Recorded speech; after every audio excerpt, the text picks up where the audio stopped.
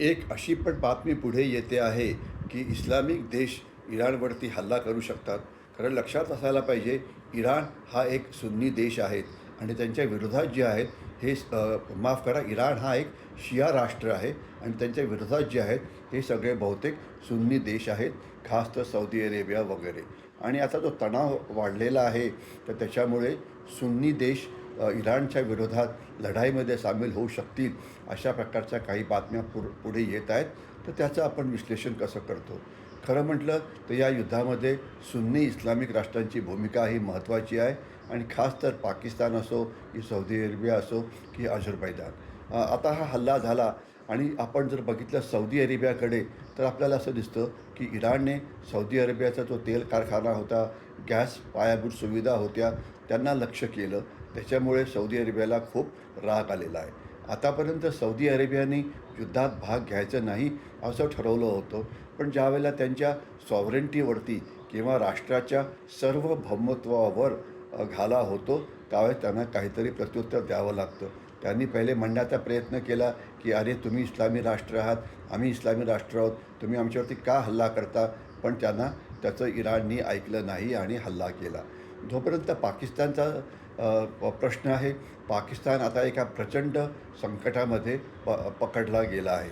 कारण पाकिस्तान आणि सौदी अरेबियाचा काही महिन्यापूर्वी करार झाला होता, ज्याला इस्लामिक नेटो किंवा Islamic North Atlantic Treaty Organisation असं नाव दिलं होतं.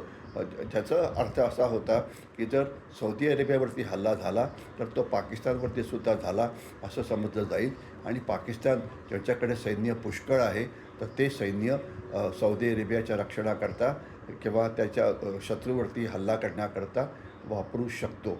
तर तसं म्हटलं तर पाकिस्तानने आता हा हल्ला करायला पाहिजे इराणवरती, पण ती करायची काही पाकिस्तानची हिंमत दिसत नाही. कारण सध्याच जवळजवळ 50% पाकिस्तानी सैन्य जे आहे हे बलुचिस्तानमध्ये अँटी टेररिस्ट ऑपरेशनमध्ये अडकलेलं आहे.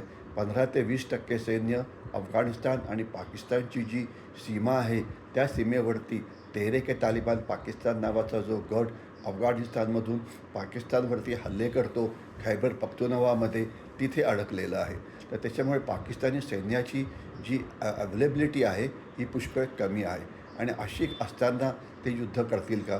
तर सध्या ते फक्त सायकोलॉजिकल वॉरफेअर म्हणजे मानसिक युद्ध लढण्याचा प्रयत्न करत आहेत, दमदाटी करायचा प्रयत्न करत आहेत, सांगायचा प्रयत्न करत आहेत की आम्ही युद्ध करू वगैरे.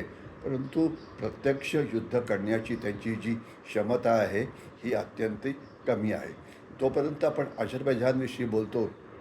अझरबैजानचा जो एक विमानतळ होता त्याच्यावरती इराणने हल्ला केला. तर त्याच्यामुळे अझरबैजान म्हणतं की आम्ही आता इराणवरती हल्ला करू. पण अझरबैजानची जी ताकद आहे ही अत्यंत कमी आहे.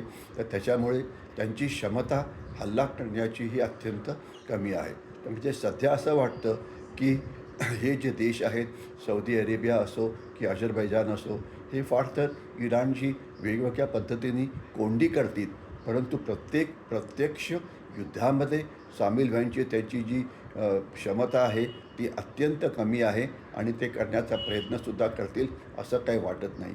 हे आपले डिफेन्सेस अजून चांगले मजबूत करतील, स्टेटमेंट्स इश्यू करतील, डिबेट्स करतील, आरडाओरडा करतील, परंतु प्रत्यक्ष युद्धात लढून काहीतरी करतील ही शक्यता त्यांना अत्यंत कमी दिसते आहे. ही शक्यता सध्या अत्यंत कमी आहे.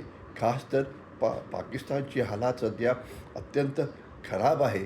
तर त्याच्यामुळे मिलिटरीली मदत करण्याची त्यांची क्षमता सध्या फार कमी दिसते आहे. कारण जर त्यांनी हल्ला केला तर इराण त्यांच्यावरती प्रतिहल्ला करू शकतो आणि पाकिस्तानची आणि इराणची सीमा एकमेकाला मिळालेली आहे आणि पाकिस्तानमध्ये जसे बलुची आहेत तसे इराणमध्ये सुद्धा बलुची आहेत. तर त्याच्यामुळे पाकिस्तान आणि इराण सीमा लागल्या असताना एक नवीन संघर्ष सुरू होऊ शकतो आणि पाकिस्तानसमोरचे प्रॉब्लेम्स अजून जास्त वाढू शकतात. तर म्हणून ही शक्यता कमी आहे.